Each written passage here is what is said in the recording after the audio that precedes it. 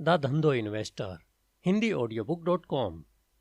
अभी तक हमने जाना कि एक परिवार कैसे अपनी वर्तमान खराब परिस्थितियों को अपने लिए जीतने का मौका बना लेता है और इसी तरह बर्फ का गोला एक ऊंची पहाड़ी से लुढ़कता रहता है और समय के साथ बड़ा होता जाता है। इसी कड़ी में लेखक ने एक और सक्सेस स्टोरी बताई है जिसके पात्र का नाम है मणिलाल।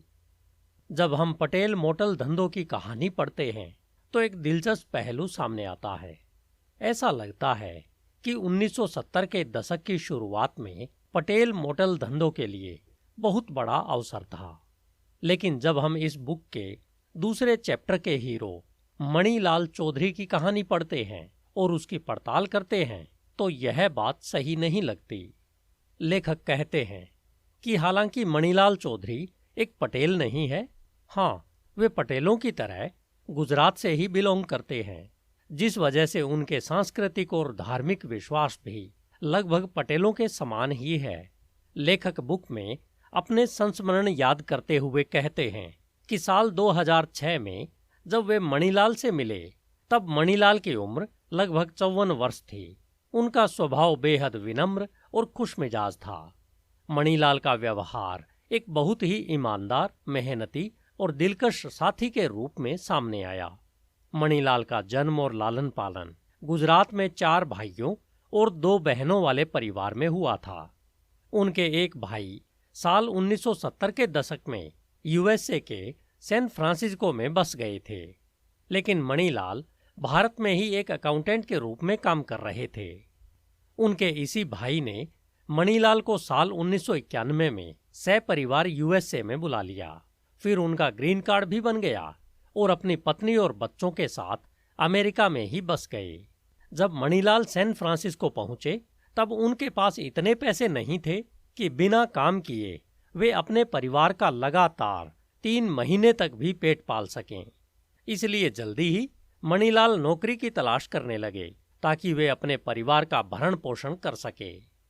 मणिलाल को अकाउंटेंट की नौकरी न मिलने के 2 बड़े फैक्टर थे। इसमें पहला तो उनके पास किसी भी अमेरिकी नौकरी का एक्सपीरियंस नहीं था और दूसरा उनकी इंग्लिश बस कामचलाऊ थी। इसके चलते उन्हें नौकरी खोजने में कठिनाई हुई और अंततः उन्होंने उस व्यर्थ प्रयास को छोड़ दिया। मणिलाल पर अपने परिवार का भरण पोषण करने के लिए पैसे कमाने का दबाव था। अब वे मिनिमम लेबर रेट पर भी कोई भी काम करने के लिए तैयार थे। 1990 के दशक की अमेरिकी मंदी ने इसे और भी कठिन बना दिया था। इतनी कठिनाइयों के बावजूद मणिलाल को पहली नौकरी एक गैस स्टेशन पर मिली थी, जहां पर वे दोपहर 3 बजे से सुबह 7 बजे तक दिन के 16 घंटे और सप्ताह में 7 दिन यानी सप्ताह में 112 घंटे काम कर रहे थे। कुछ दिनों बाद उन्हें साउथ कैलिफोर्निया में एक पावर सप्लाई इक्विपमेंट बनाने वाली कंपनी चेरोकी इंटरनेशनल के बारे में पता लगा, जिसमें उन्होंने सुना कि एक पटेल की पार्टनरशिप थी और जो आजकल एम्प्लॉइज को रिक्रूट कर रही थी। मणिलाल ने चेरोकी में नौकरी कर ली और वे अपने परिवार के साथ साउथ कैलिफोर्निया में बस गए। चेरोकी में अपनी नौकरी शुरू करने के बाद मणिलाल ने फुल टाइम काम करने के साथ साथ कंपनी में ओवर टाइम भी लगाई। इसी के चलते कंपनी ने उनकी अकाउंटिंग एबिलिटी को पहचान कर एज ए इन्वेंट्री मैनेजमेंट के असिस्टेंट के तौर पर स्टॉक रूम में प्रमोशन दे दिया। इससे उनके वेजेज में थोड़ी बढ़ोतरी हुई।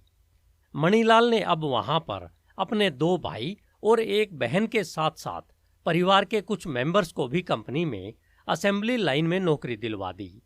वे सभी एक छोटे से अपार्टमेंट में एक साथ रहने लगे। इस अपार्टमेंट में रहने वाले 7 वयस्कों को सैलरी मिलने लगी और मणिलाल और उनके सभी भाई बहनों ने ईमानदारी से अपनी सैलरी में से थोड़ी थोड़ी बचत करना शुरू कर दिया। उनका बचत करने का सबसे पहला गोल यह था कि अपना घर बनाने के लिए एक बड़ी जगह खरीदी जाए। फिर वह निर्णय लेने का एक दिन आ ही गया और उन्होंने एक घर खरीदने का फैसला किया। इन सभी ने साल 1994 तक लगभग $60,000 बचत के रूप में जमा कर लिए थे। इससे उन्होंने $2,03,000 का एक घर कैलिफोर्निया के फुट हिल रेंच में खरीद लिया। इसी दौरान मणिलाल ने गैस स्टेशन पर दूसरी नौकरी भी ज्वाइन कर ली। अब वे चेरोकी में सुबह 8 बजे से शाम 5 बजे तक और फिर शाम को 5:30 बजे से रात 11 बजे तक गैस स्टेशन पर काम करने लगे। फारसी गैस स्टेशन के मालिक ने मणिलाल की ईमानदारी और कड़ी मेहनत को पहचाना और उन्होंने उसे गैस स्टेशन का मैनेजर बना दिया।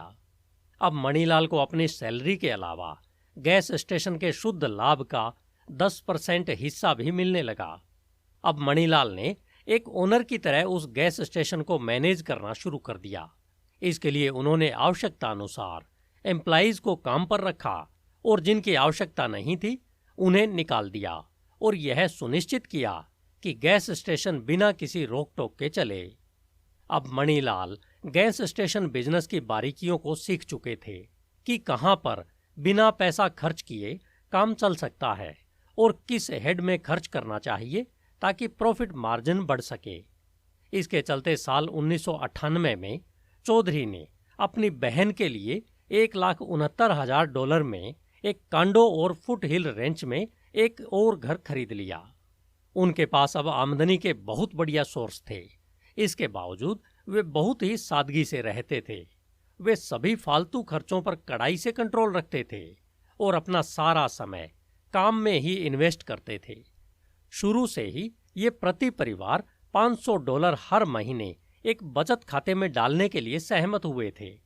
इस पूल ने उनके अपने घर के लिए प्राइमरी डाउन पेमेंट की फाइनेंसिंग का काम किया और बाद की खरीदारी के लिए भी इसी तरह से उन्होंने बजट को पूल किया। मणिलाल ने लेखक से कहा कि उन्होंने बहुत अधिक ओवरटाइम के साथ लंबे समय तक काम किया, लेकिन वे देखते हैं कि बहुत सारे लोग कम सैलरी के बावजूद हर साल कई $1,000 मस्ती के नाम पर उड़ा रहे थे। लेखक मणिलाल की कहानी को आगे बढ़ाते हुए लिखते हैं कि साल 1998 आते आते मणिलाल ने अपने बढ़ते परिवार के लिए एक छोटा बिजनेस खरीदने का फैसला किया। उन्होंने बिजनेस खरीदने के लिए बहुत सारे छोटे बिजनेसेस पर विचार किया। उन्होंने इसका जिक्र अपने गैस स्टेशन के एम्प्लॉयर से किया तो उन्होंने उनके बिजनेस खरीदने के गोल्स का समर्थन किया। वैसे आप यह पहले ही जान चुके हैं कि मणिलाल बहुत ही शांत स्वभाव के इंसान है। वे अपने फैसले किसी भी हड़बड़ी में नहीं लेते हैं। इसलिए जब वे एक बिजनेस खरीदने के लिए इसकी खोज कर रहे थे तब उन्हें वह नहीं मिला जो उन्हें सही लगे। इसलिए उन्होंने खोजना जारी रखा और सही बिजनेस के लिए धैर्य से इंतजार करते रहे। अमेरिका में साल 2011 में 9/11 हमले के बाद ट्रैवल इंडस्ट्री मंदी में चली गई और मोटल बिजनेस के ग्राहकों की संख्या के साथ साथ कीमतों में भी भारी गिरावट आई। जहां मणिलाल नौकरी करते थे उस कंपनी के वाइस प्रेसिडेंट अशोक पटेल उन्हें काफी पसंद करते थे। उन्होंने मणिलाल से कहा कि वो जो भी बिजनेस शुरू करना चाहते हैं उसमें वे भी पैसा लगाना पसंद करेंगे। 9/11 के बाद मणिलाल को मोरेनो वैली में $4.5 मिलियन रेट का एक बेस्ट वेस्टर्न मोटल मिला। हाईवे पर लगता हुआ यह लगभग 3 एकड़ में फैला एक शानदार एसेट था। यह एसेट खरीदने के लिए उन्हें करीब $1.4 मिलियन की जरूरत थी। मणिलाल और उनके भाई बहनों के पास कुल $2.25 लाख की बचत थी और बाकी $2.25 लाख होम इक्विटी लोन से पूरा करने का उनके पास पोटेंशियल था। इस मोटेल के लिए उन्होंने जो सौदा किया वह यह था कि चौधरियों के पास मोटेल का 25% हिस्सा रहेगा, जिसके लिए उन्होंने $3.5 लाख कैश लगाए। अशोक पटेल ने लगभग $2,52,000 इन्वेस्ट किए। मणिलाल के 3 अन्य मित्रों में से प्रत्येक ने $2,66,000 इन्वेस्ट किए।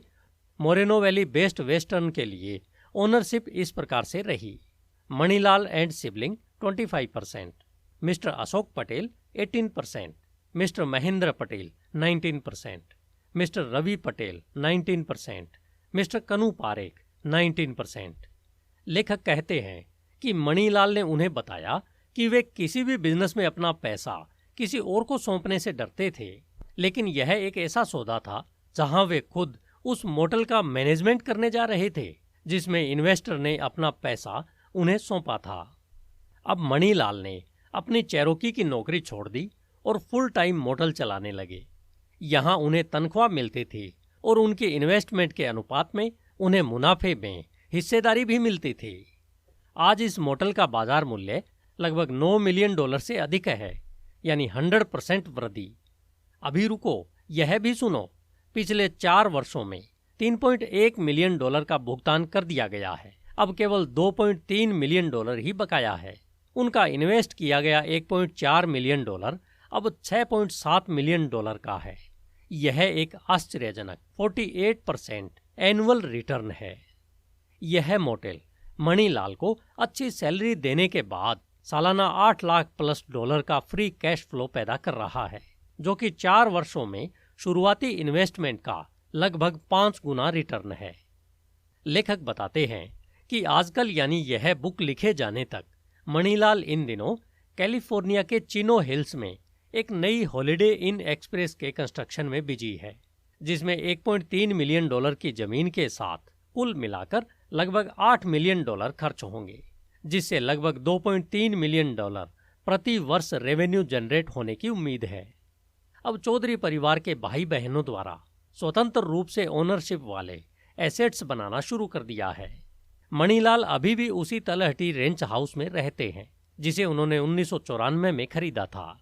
सभी बच्चों ने असाधारण रूप से अच्छा प्रदर्शन किया है। वे ज्यादातर पेशेवर हैं, डॉक्टर, डेंटिस्ट और इसी तरह। उनकी बेटी अब 32 वर्ष की है। उसके 2 बच्चे हैं और उसने हाल ही में यूटा में एक छोटा मोटल भी खरीदा है जिसे वह अपने पति के साथ चलाती है।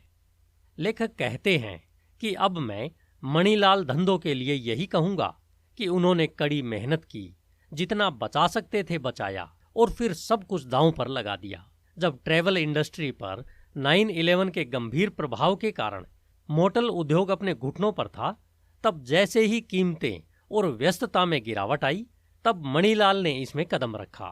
वे पिछले 3 साल से इसी की तलाश कर रहे थे। उन्होंने सही सौदे के लिए धैर्यपूर्वक प्रतीक्षा की।